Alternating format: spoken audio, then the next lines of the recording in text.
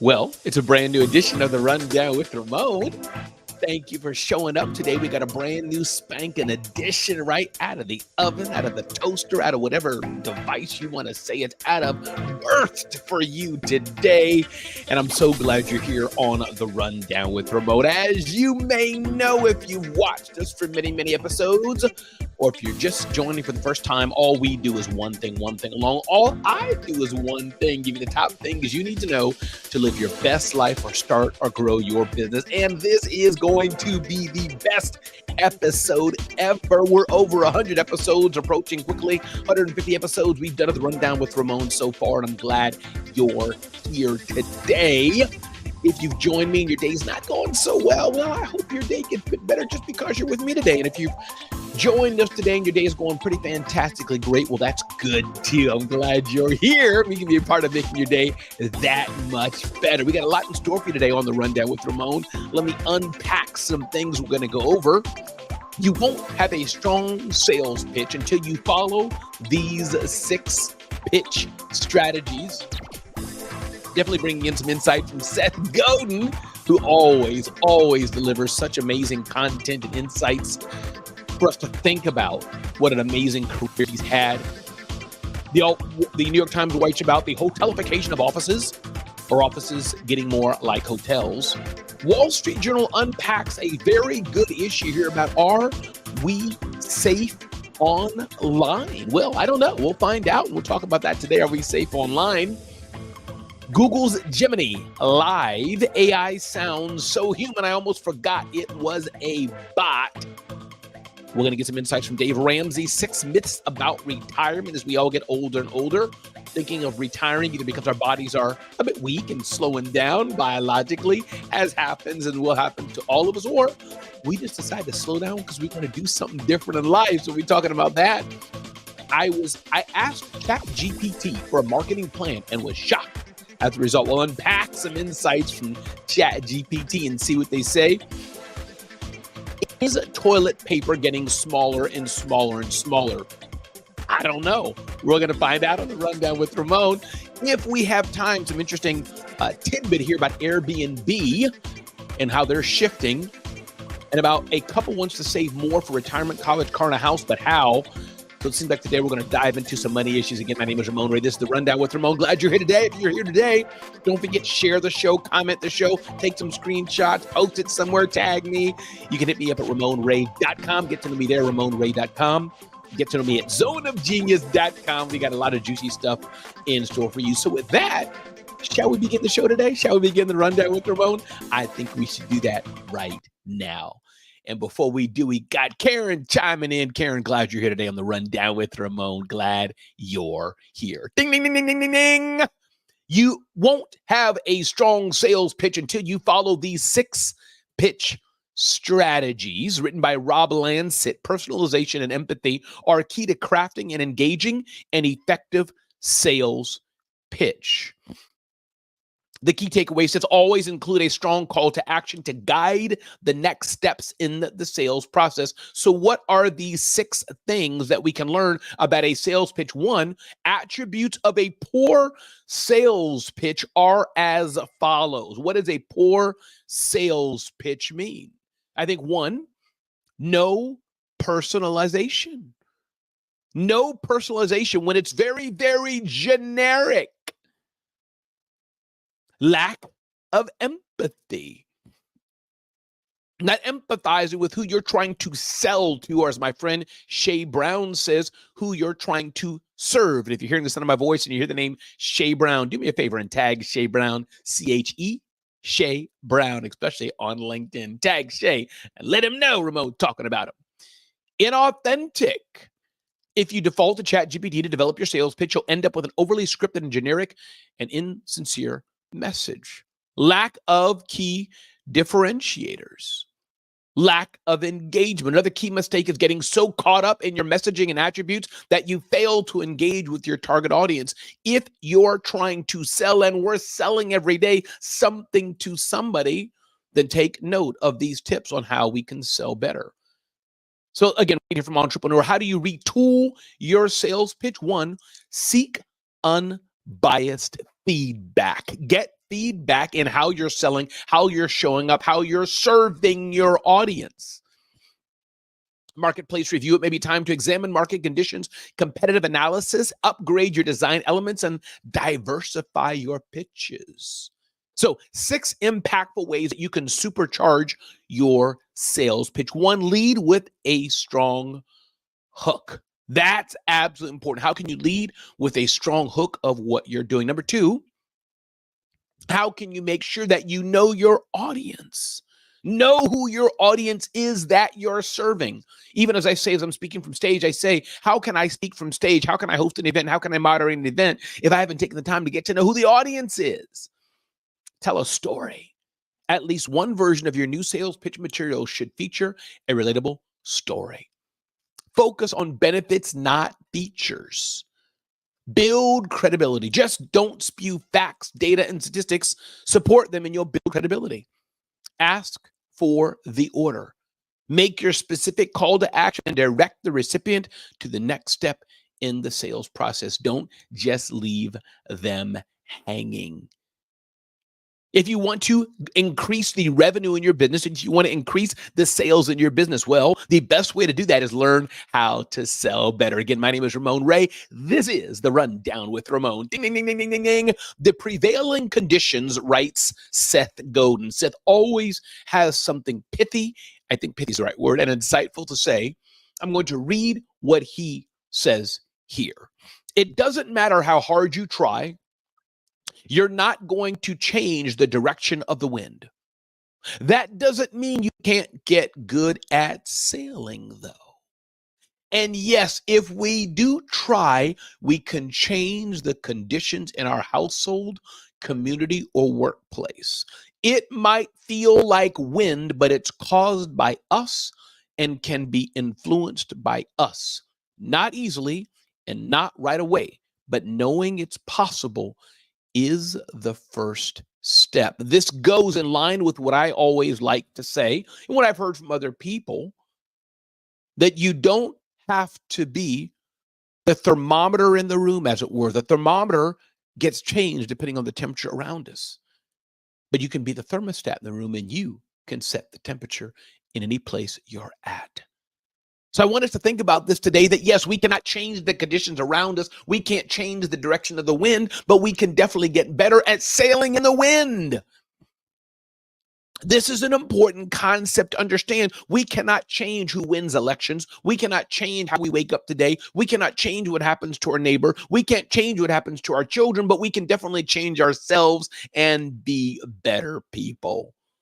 This is what we can do, everybody. And again, thank you so much for being here on the Rundown with Ramon. All we ask is for a little bit of your time to give you the top things you need to know to live your best life or start or grow your business. Ding, ding, ding, ding, ding, ding, ding.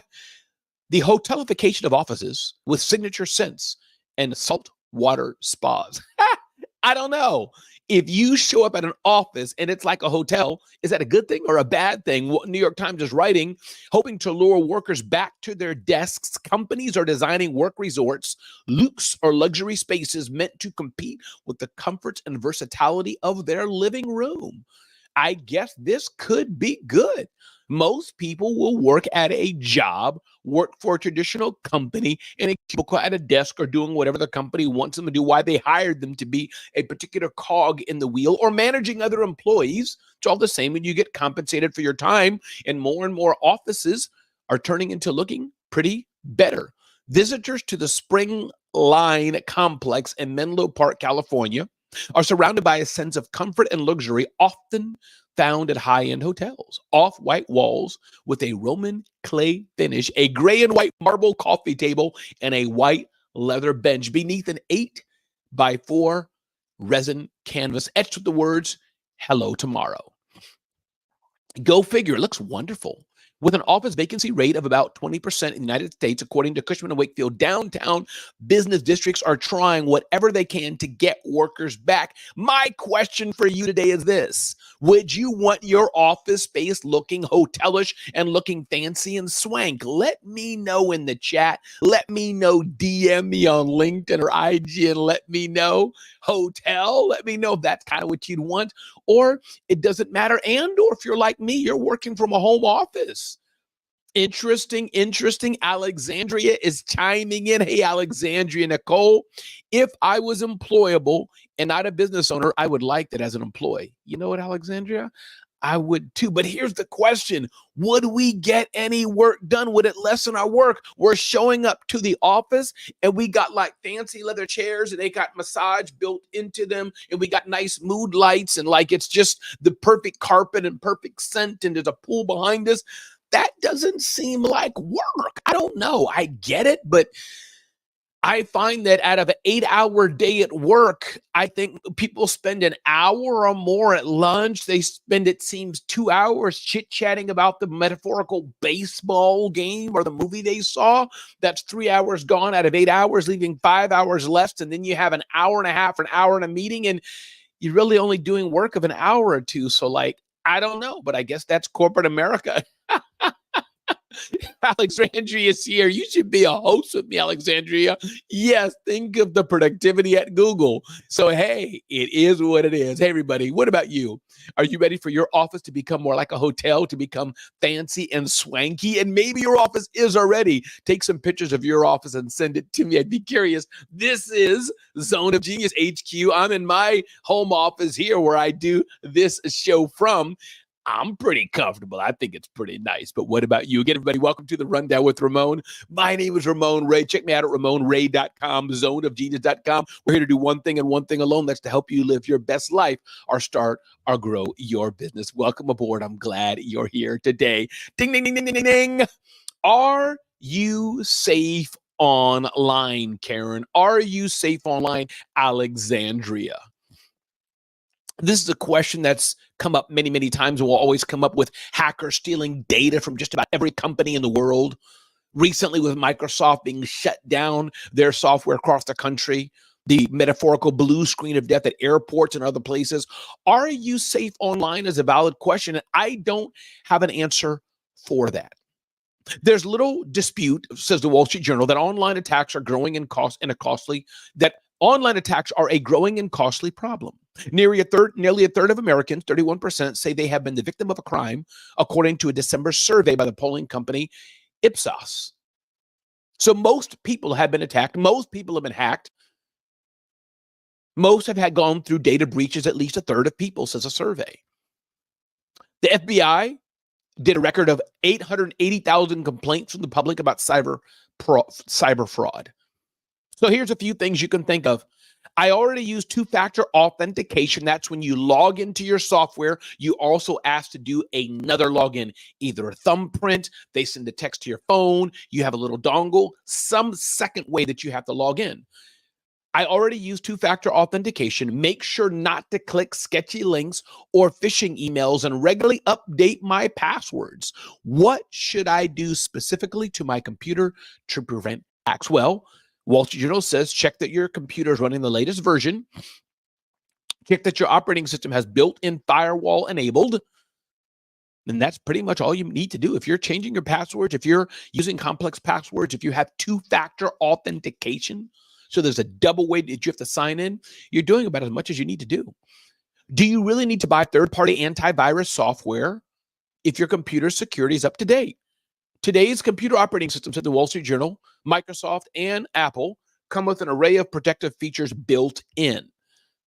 Some say that Microsoft Defender are adequate, but built-in security has limitations. So using a third-party program is akin to installing a security system at your home, which means that's something you probably want to still do. Another question comes up. Does using incognito mode or private mode on my browser protect me? No. These settings generally mean that the computer and browser aren't storing such things as the website you visit. Those are more things you want to go to a website, don't want anybody easily to know about it, use incognito. That's what that's about. Wi-Fi risks. What about security in your home network? I've heard that it can be an entry for hacker. Yes, it can be a path into all your devices. Don't use the default password on your router. Turn on the router's WPA3 encryption to block unauthorized users and set up a separate guest Wi-Fi network that many routers offer. Can using a VPN when connected to public Wi-Fi increase your security? It can. Yes, it can. What if I don't want to go to the expense of getting or bother with a VPN? How can I avoid the risk of public Wi-Fi? Well, use your cellular data and make your phone a hotspot. Security monitoring service. Should I use a security monitoring service to monitor my credit cards and things of that nature? Yes, you could. Both types of services may offer help in repairing the damage if you're a victim. The next person asks, are there downsides to using these services? Well, they can cost quite a bit of money. And I can go on and on and on. Some good questions that are coming here. What makes a password hard to crack? Well, it should be long and complicated and full of gibberish. That makes it hard to crack. And you can use biometrics, your thumbprint or other things to do that. So the point, people, if you want to be more secure, you're going to have to be intentional about how you secure yourself. There's nothing that's 100% secure. It's making your security a bit more strong than it normally would be, so you can have a hacker that may want to come to you to not come to you and want to leave you alone. Hey, everybody, my name is Ramon Ray. This is The Rundown with Ramon. Thanks for being here on The Rundown with Ramon. All we ask is for a bit of your time to get the top things you need to know to live your best life or start to grow your business. And please let me know how you're liking The Rundown with Ramon. If it's useful for you, DM me on LinkedIn or leave a comment on LinkedIn, leave a comment on Facebook, leave a comment on Instagram, reach out to me on Twitter. Let me know how The Rundown with Ramon is impacting you and if it's helping you live your best life or start or grow your business. Ding, ding, ding, ding, ding, ding, ding. Google Gemini. We're going to touch about Google Gemini or Gemini. Wall Street Journal reporter said they use Google Gemini. This is, you want to follow Joanna Stern. She always does good stuff, Joanna Stern. And the bottom line, it sounds very lifelike, very human. That's all I wanted to let you know. Whether it's Siri or Google or any other operating system, AI is here to stay. It's not going anywhere. It's only going to increase. And so I want to give you a heads up and let you know, consider how you can use AI in your business. Consider how you can use AI to better serve your customers, better serve your team, make you smarter day to day. Consider how you as a consumer may want to use AI more. I've been using X's, formerly Twitter, Grok, to create images. It's really good and simple to use. You just type what you want and ka-ching, there goes your image. So I've been using it more and more. AI is only going to increase, people. And if you're keeping your head in your sand, keeping your head in the toilet, wherever you put your head at, and not leveraging digital technology to grow your business, make your life more efficient, you're going to be behind. It doesn't mean you can't be the person at the party who reaches for their paper notepad and writes down something. That works for you, it works. But I do believe you're missing efficiencies. And as time goes on, those who are using the tools and all the things, they're going to be operating more efficiently than you are. That's the bottom line. My name is Ramon Ray, everybody. Again, this is The Rundown with Ramon, and I'm so glad you're here today as we march forward in today's episode of The Rundown with Ramon. Ding, ding, ding, ding, ding, ding, ding, from Dave Ramsey. 6 myths about retirement. We're all going to die. We're all going to get old. We're all going to slow down. The question is, how does it impact your life when you slow down, when you retire? Some people are retiring because physically you're slowing down and it's hard for you to work. I get it. But I want to retire, as it were, due to my own evolution, which I think is a word, evolution. What's that word? I want to retire because it won't be really retirement, just because I have the wealth and money I need, and I can slow down or shift and do some things, volunteer more, travel with my wife, go hang out with my son or my daughter. That's the retirement I want to do. Shout out to you, Tim, if you're listening. So Dave Ramsey have some retirement myths. What are some of those myths about retirement? Myth number 1, I'll live off Social Security income. Myth number 1, I'll live off Social Security income. That is not the case. Myth number 2, if I invest up to my 401k match, I'll have enough to retire. That's myth number 2. If you really want to build a solid nest egg, you need to invest 15% of your income into retirement. And that means you have to invest beyond the match. Myth number 3, I'll work through retirement. Whether it's those crushing healthcare costs, higher than expected living expenses, or simply because they can't afford to retire, 70% of workers say they plan to work during their retirement years. And yet, just 27% of retirees actually end up working. As you get older, you may think you're going to work through retirement, but maybe you can't or you won't. Myth number 4, Medicare will cover my medical expenses. There's a lot of confusion about Medicare and what it can and cannot do. So let's be clear. Reading here from Dave Ramsey, RamseySolutions.com, Medicare can give you affordable health insurance coverage for doctor visits. Yes, medication and hospitalization once you blow the candles out on your 65th birthday. That's good news. However, Medicare doesn't cover the cost of deductibles, copays, or any long-term care, like the care you'd be receiving in a nursing home or assisted living facility that lasts more than 100 days. Those costs are on you. So what do you do? If you want to live the life you want as you get older, well, you're going to have to put quite a bit of money aside. If you feel scared about your future retirement, here's the truth. No matter how close you are to retiring, there's still time to grow your retirement savings.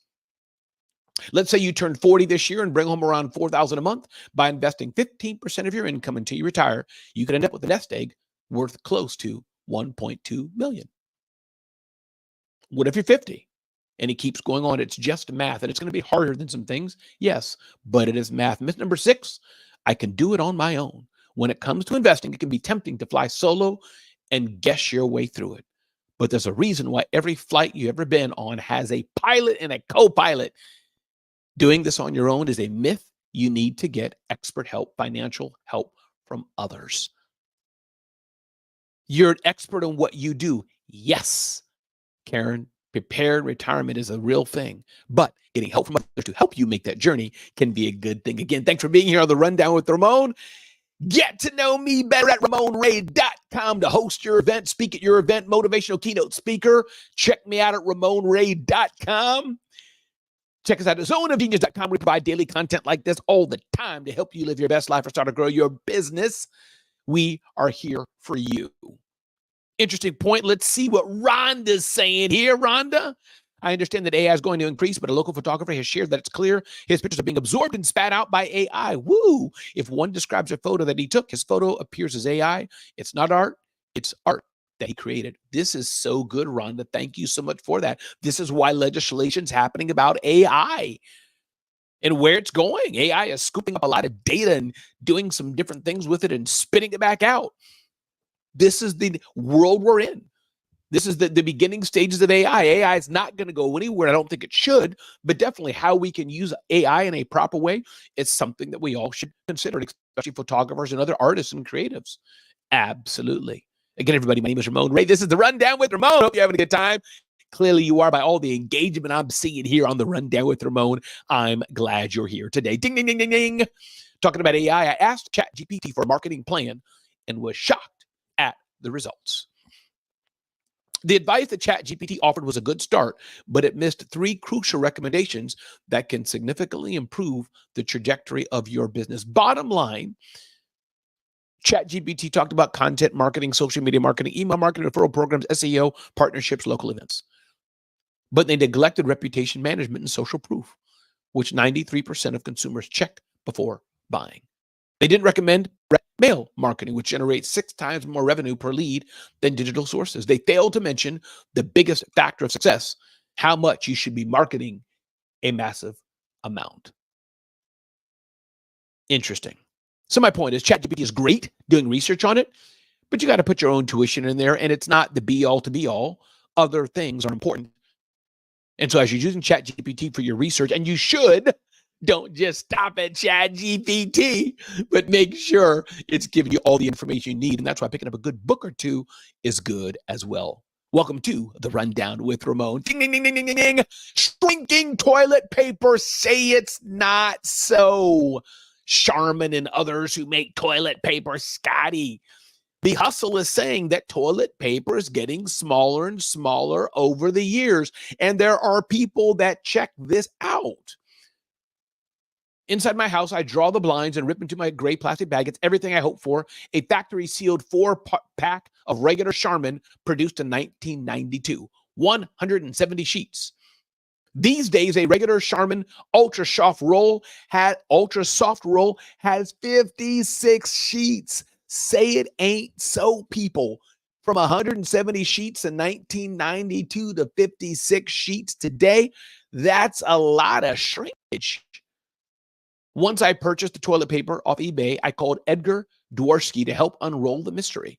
And bottom line, he's saying, I'm not going to read all this, but yes, paper is shrinking less and less. He started collecting toilet paper around the 1970s. Charmin's regular roll had 650 sheets of toilet paper. By 1975, it went to 500. By 1979, it went to 400, and it keeps shrinking. I guess as costs go up, they're putting less in there from 640 to 224. The sheet size is smaller as well. The cost per pack is higher. This is what it is. What we can do about it? Nothing. But it's interesting tidbit that you know your toilet paper is shrinking and you're getting less. Let me just stop right there. Ding, ding, ding, ding, ding, ding, ding. We'll squeeze in a few more things here before we talk about Zone of Genius. Airbnb struggles go beyond people spending less. It's losing some travelers to hotels. Airbnb is cool. I have stayed in Airbnbs from time to time. But one thing I do like about a good hotel is the consistency of a hotel. There's the staff downstairs. There's often maybe a food place in the hotel, elevator in the hotel, other people there. Feels a bit safer, big parking lot. Airbnb is good. I've used it many times, but sometimes you don't get what you think you're getting at. So that's a little tidbit there. And last point here, a couple wants to save more for retirement, college, car, and a house. But how? A financial advisor has some suggestions on how the couple can get to where they want to go. I probably won't unpack all this right now, but here's the bottom line. I'm glad you're here on the Rundown with Ramon. And I want to remind you, check out zoneofgenius.com for insight and information to help you live your best life or start or grow your business. Be clear on what you really want to get in life and in business. Ask yourself, do you even want to be in business? Ask yourself, are you hungry enough to get to where you want to be? Ask yourself, what is your pricing like? Is it premium or is it cheap? And understand that your mindset is absolutely everything. Your mindset is everything. And if you don't have the right mindset, it's hard to move forward. And last but not least, find out, what do you want to do best? What do you do best?